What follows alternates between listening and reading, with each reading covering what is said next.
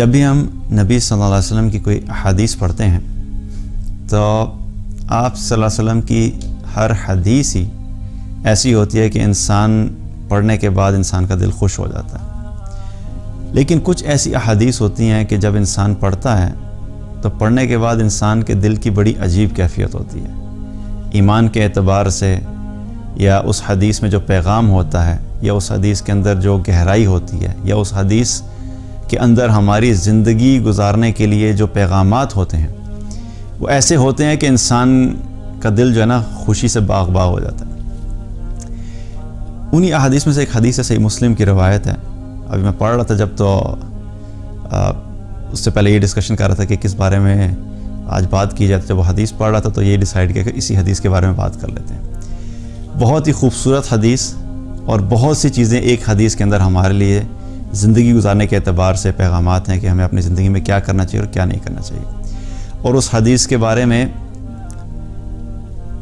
امام نووی رحمۃ اللہ علیہ نے لکھا ہے کہ یہ حدیث وہ حدیث ہے کہ جب اس حدیث کو ابو ادریس خولانی رحمۃ اللہ علیہ بیان کرتے تھے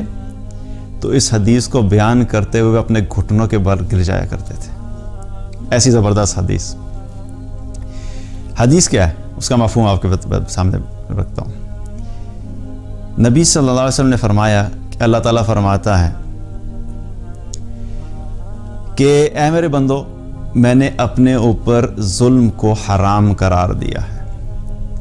اور میں نے تمہارے لیے بھی آپس میں ظلم کو حرام قرار دیا ہے، بس تم آپس میں ایک دوسرے پر ظلم مت کرو۔ اے میرے بندو، تم سب کے سب بھوکے ہو سوائے اس کے کہ جس کو میں کھانا کھلا دوں، بس تم مجھ سے ہی کھانا مانگا کرو۔ اے میرے بندو، تم سب کے سب براہنہ ہو سوائے اس کے کہ جس کو میں پوشاک پہنا دوں، بس تم مجھ سے ہی پوشاک مانگا کرو، میں تمہیں لباس عطا کروں گا۔ اے میرے بندو،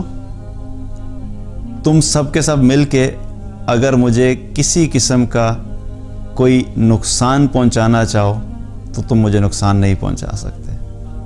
اور اگر تم مل کے مجھے کسی قسم کا نفع پہنچانا چاہو تو تم مجھے کوئی نفع نہیں پہنچا سکتے۔ اے میرے بندو، اگر تمہارے اگلے اور پچھلے جن و انس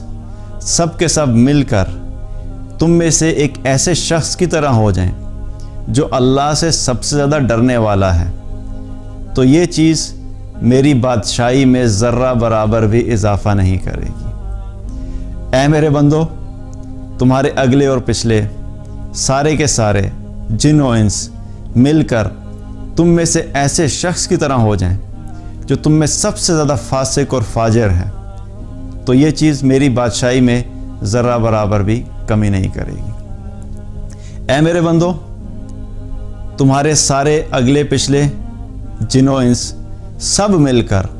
ایک میدان میں اکٹھے ہو جائیں اور بیک وقت مجھ سے سارے سب کچھ مانگنا شروع کر دے جو تمہیں چاہیے ہے،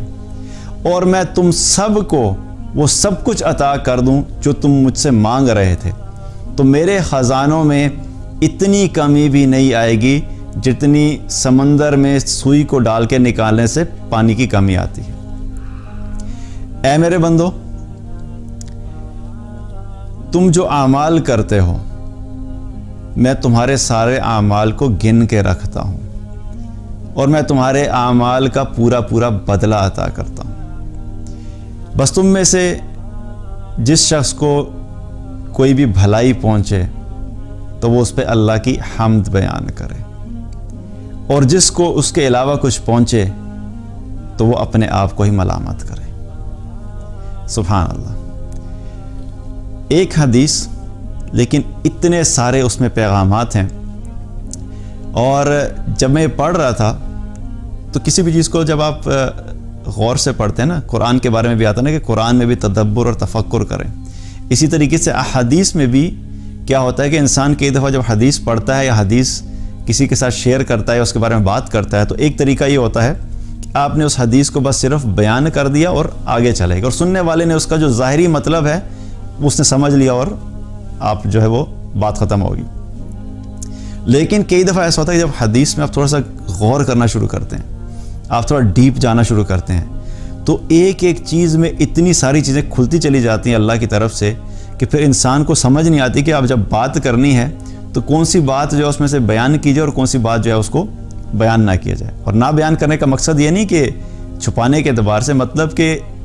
بات جب آپ کریں گے تو اتنی لمبی ہو جائے گی کہ اس چیز میں اتنی ساری چیزیں ڈسکس کرنے والی آ جاتی ہیں کہ کئی دفعہ ان سب چیزوں کو ایک ہی جگہ پہ بیٹھ کے تھوڑے وقت میں کور کرنا مشکل ہوتا ہے۔ تو بہرحال انشاءاللہ کوشش کریں گے کہ اس میں بھی جو پیغامات ہیں ان کو ہم مختصراً جو ہے ڈسکس کر لیں، کیونکہ ایک ایک چیز کو اگر ڈسکس کرنا شروع کیا جائے اور اس کو بہت ڈیٹیل میں جائیں تو وہ پھر بہت زیادہ ٹائم لگ جائے گا۔ پہلی چیز جس کا ذکر اس حدیث میں آتا ہے، جس کا ہمیں پتہ لگتا ہے کیا ہے کہ اللہ سبحانہ تعالیٰ نے کیا فرمایا کہ اے میرے بندو، میں نے اپنے اوپر ظلم کو حرام قرار دیا ہے اور تم پہ بھی ظلم کو حرام قرار دیا ہے، تو آپس میں ظلم مت کرو۔ یہ اللہ کی بڑی رحمت ہے کہ اللہ تعالیٰ پوری کائنات کا تن تنہا بادشاہ ہے، خالق ہے، مالک ہے، مدبر ہے، اور ہر چیز اس کے قبضہ قدرت میں اس کے حکم کی محتاج ہے، اور اس کی طاقت ایسی طاقت ہے کہ اسے کچھ بھی کرنے کے لیے کوئی لمبی چوڑی پلاننگ نہیں کرنی پڑتی۔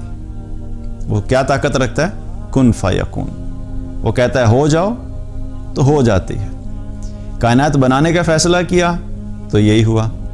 اور جب کائنات اور اس زمین کو اور اس نظام کو ختم کرنے کا فیصلہ کرے گا تو وہ بھی اسی طریقے سے ہو جائے گا، ایک حکم ہوگا اور اس کے بعد سب کچھ ختم ہو جائے گا۔